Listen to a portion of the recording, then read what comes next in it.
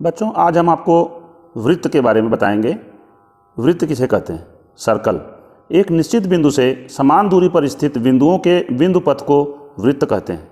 निश्चित बिंदु को केंद्र बिंदु कहते हैं। बच्चों जैसे ये एक निश्चित बिंदु है और इसके चारों तरफ समान दूरी पर ये मैं बिंदु बना रहा हूँ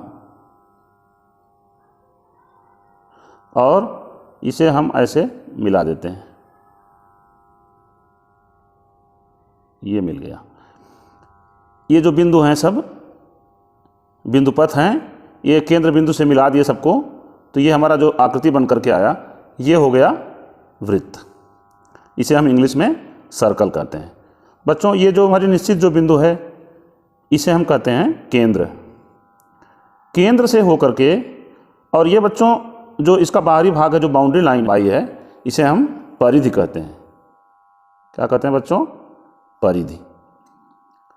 और ये जो निश्चित बिंदु है जो केंद्र बिंदु है, इस केंद्र बिंदु से परिधि तक की जो दूरी है, ये चारों तरफ चाहे जितनी भी लाइन आप खींचेंगे, ये इसे हम कहते हैं त्रिज्या। क्या कहते हैं? त्रिज्या। और ये अनंत होती है, अनंत लाइन इसमें बनेगा बीच में। केंद्र बिंदु से लेकर परिधि तक तमाम अनंत लाइन बन सकता है, अनंत त्रिज्याएं होती हैं। और इस त्रिज्या को अगर हम इसके सीधे केंद्र से होते हुए आगे बढ़ा दें परिधि तक, तो जो ये लाइन बन के आती है इसे हम कहते हैं व्यास। त्रिज्या हो गया, व्यास हो गया और परिधि हो गई। बच्चों एक इसमें और होता है, जीवा होता है। ये जो ये व्यास का है, व्यास में के अंदर जो ये एक रेखाखंड खींची जाती है इसे हम जीवा कहते हैं, जीवा। और जो सबसे बड़ी जीवा होती है उसी को व्यास कहते हैं, जो केंद्र से होकर के गुजरती है। इसके बाद बच्चों इसमें जो है वो है स्पर्श रेखा।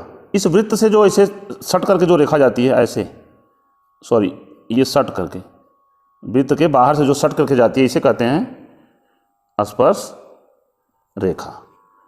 और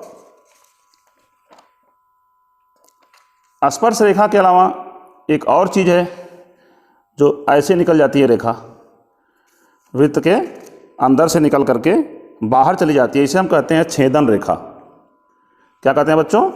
छेदन रेखा। और जो इसका, तो बच्चों अब इसमें हम लोग ये देखेंगे कि इसका जो है वृत्त का हम परिधि निकालेंगे। परिधि निकालना है तो कैसे निकालेंगे? वृत्त का क्षेत्रफल कैसे निकालेंगे? अगर त्रिज्या दिया गया है तो हम व्यास कैसे निकालेंगे? अगर व्यास दिया गया है तो त्रिज्या कैसे निकालेंगे?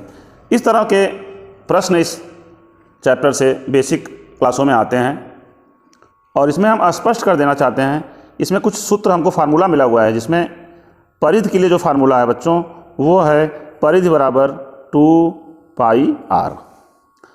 अब ये 2πr कहाँ से आया इसको भी देख लेते हैं। ये एक हम बनाते हैं अर्धवृत्त। अर्धवृत्त को हम कहते हैं πr, और दो अर्धवृत्त मिलकर जो वृत्त बनाते हैं तो इसका भी हो गया πr। तो दो अर्धवृत्त जब मिलेंगे आपस में तो हो जाएंगे 2πr। तो इस तरह से परिधि निकालने का जो फार्मूला है वो 2πr है। बच्चों 2πr में जो पाई का मान होता है वो होता है 22/7, जिसमें पाई जो होता है वो अपरिमेय संख्या होती है। क्योंकि आपको पता है कि ऐसी संख्या जिसको हम अंश और हर के रूप में न लिख सकें वो अपरिमेय संख्या होती है। परंतु यहाँ पर पाई अपरिमेय है, लेकिन जो पाई का मान है वो परिमेय संख्या है, चूँकि ये अंश और हर में लिखी गई है। अब ये तो हमारा निकल गया फार्मूला परिधि निकालने का। क्षेत्रफल का भी एक फार्मूला होता है जिसे हम कहते हैं πr², जिसमें r को हम, ये r है, r को हम बच्चों त्रिज्या कहते हैं, क्योंकि r का जो अंग्रेजी होता है उसे कहते हैं रेडियस। और व्यास को जो हम d कहते हैं इसको हम डायमीटर कहते हैं, इसको हम d से दर्शाते हैं। तो इस तरह से हमारा ये क्षेत्रफल का भी फार्मूला निकल गया। अगर हमें व्यास निकालना है, त्रिज्या पता है, तो व्यास जो होता है वो 2r होता है। मतलब आर का 2 गुना मतलब रेडियस का 2 गुना। और अगर त्रिज्या निकालना है, व्यास पता है, तो ये होगा d/2, मतलब डायमीटर बटे 2, पूरा व्यास बटे 2 हो जाएगा त्रिज्या। तो बच्चों इसमें हम कुछ प्रश्न ले लेते हैं। यदि हमें पता हो, क्वेश्चन लेते हैं, एक वृत्त की त्रिज्या 7 सेंटीमीटर है, तो वृत्त की परिधि तथा क्षेत्रफल कितना होगा। अब बच्चों 7 सेंटीमीटर हमारा है ये रेडियस, तो इसका परिधि होगा 2πr, 2 इंटू पाई का 22/7 इंटू आर हो गया 7 सेंटीमीटर, 7 से 7 कट गया, 22 × 2 बराबर 44 सेंटीमीटर। अब हम क्षेत्रफल निकालेंगे।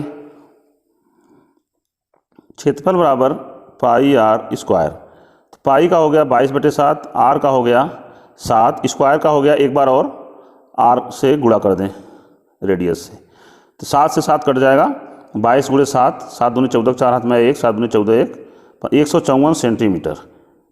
ये हो गया क्षेत्रफल, क्योंकि 7 सेंटीमीटर और 7 सेंटीमीटर से गुणा किया गया है, इसलिए ये सेंटीमीटर स्क्वायर होगा। बच्चों ध्यान रखिएगा, कभी भी क्षेत्रफल निकालेंगे तो उसमें जो भी उत्तर आएगा वो स्क्वायर में ही आएगा।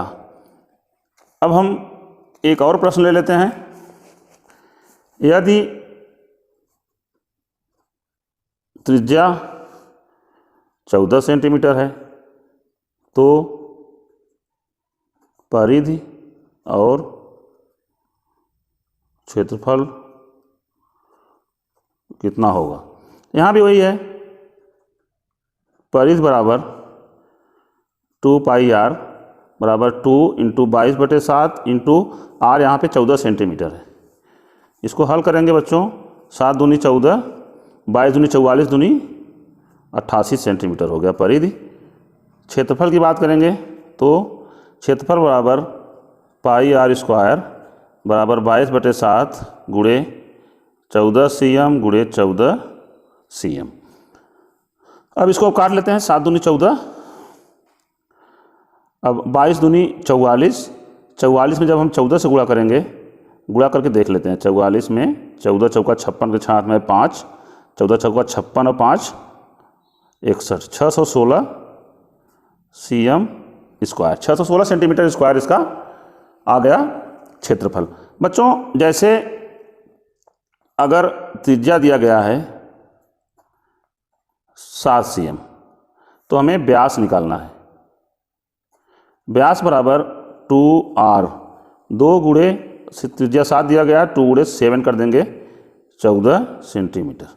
इस तरह से हमारा व्यास आ गया 14 सेंटीमीटर। और अगर व्यास दिया गया है 14 सेंटीमीटर और हमें त्रिज्या निकालना है, तो हम क्या करेंगे बच्चों, व्यास बटे 2 बराबर 14/2 बराबर 7 सेंटीमीटर, क्योंकि व्यास जो होता है वो त्रिज्या का दूना होता है और त्रिज्या जो होता है वो व्यास का आधा होता है। तो बच्चों इस तरह से हम अभी किसी भी वृत्त का त्रिज्या निकाल सकते हैं, व्यास निकाल सकते हैं, परिधि निकाल सकते हैं और क्षेत्रफल निकाल सकते हैं। इसको और विधि अच्छे से प्रश्नों के साथ हम आपको आगे फिर बताएंगे बच्चों। अभी के लिए बस इतना ही, फिर आगे मिलते हैं। Thank you, bye bye.